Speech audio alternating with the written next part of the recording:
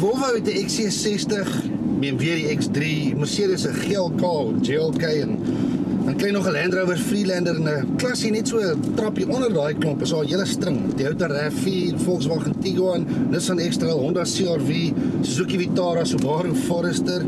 En dan is daar nog goed soos 'n Volkswagen Touareg wat dan nou weer heel wat groter is, sowel as 'n Toyota Fortuner en 'n Ford Territory en iewers tussen al daai kry jy nou die ding ook.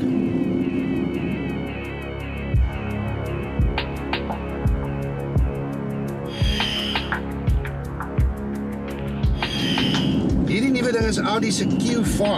Hy is basies 'n A4 met groter grondvryhoogte en installering wat lyk soos 'n Q7, kleiner weergawe daarvan. So op 'n manier kry ou die idee dat Audi ly ook nou aan BMW se ou sindroom, waar alles dieselfde stuk wors is wat in verskillende lengtes opgechop word. Maar as jy nou verby die feit kom dat hierdie 'n A4 onder die vel is en kleiner weergawe van die Q7 se installering, dan is hierdie eintlik 'n baie interessante voertuig.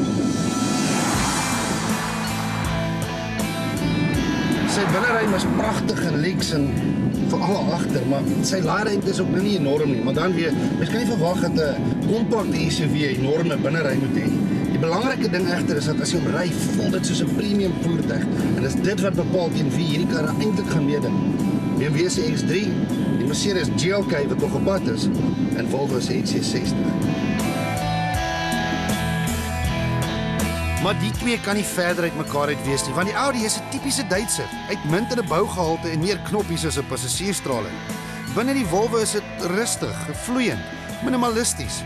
En van buite af is dit duidelik dat die Swede die oorhand het as dit by bakontwerp kom. Dis nie dat die Audi lelik is nie, mind you. Hy is net 'n bietjie vormloos, veral van agteraf. Maar kom ons vergeet weer eens van die Volvo.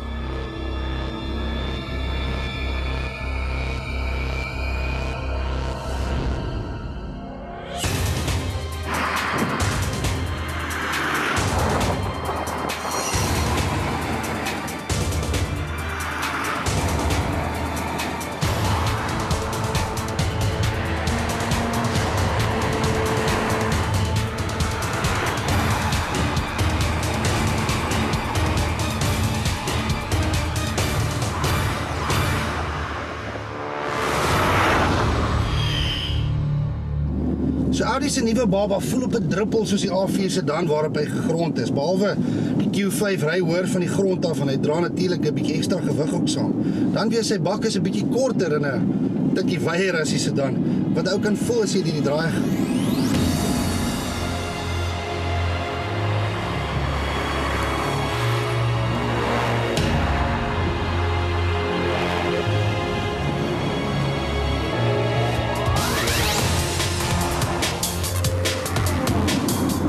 Is nog steeds goed, maar net nie heeltemal so goed soos die sedanmotor. Dan weer aan die ander kant, vir die SUV is dit eintlik uitstekend. Laat my dink, Volvo XC60 en die BMW X3 hanteer ook uitstekend.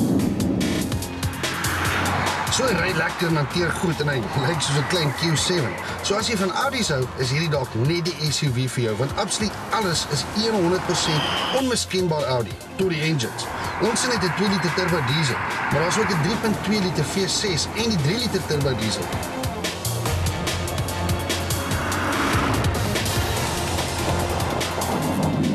Dis omdat omtrent elke ander Audi ook met high engines beskikbaar is.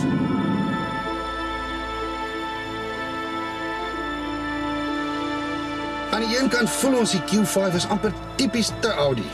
Daar is net mooi niks en niks aan hom nie. Niks wat hom eers so klein bietjie laat uitstaan in die Audi wêreld.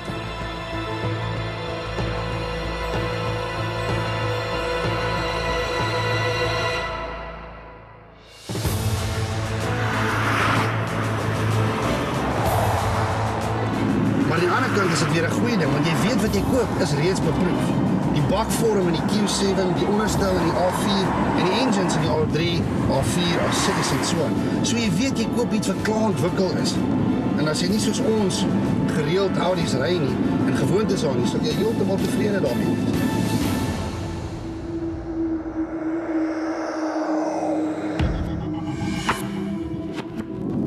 Behalwe as jy die 2 liter turbo diesel koop vir R407,000.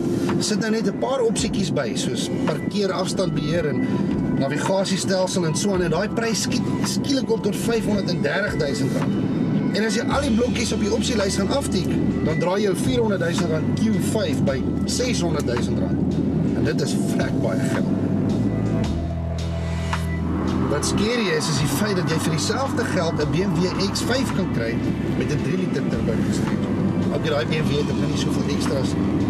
So op die ou eind is premium motors soos die Q5, die X3 en die XC60 beslis nie die mees kostedoeltreffendste manier om 'n sportnutsvoertuig te koop. Jy kry veel meer vir jou geld as jy begin kyk na iets soos 'n Honda CR-V wat net so aks onder hierdie premium voertuie val, maar duisende rande te koop. Maar as jy nou 'n premium sportwa moet hê, dan is die keuse volgens ons werklik tussen net hierdie twee. Audi se Q5 en die Volvo XC60, want die Land Rover Freelander is nog nie heeltemal in hierdie klas nie en BMW se X3 raak nou lang in die tand. So jy kan kies, peperduur Duitse mini-bomwerper of peperduur Skandinawiese spa op wiele.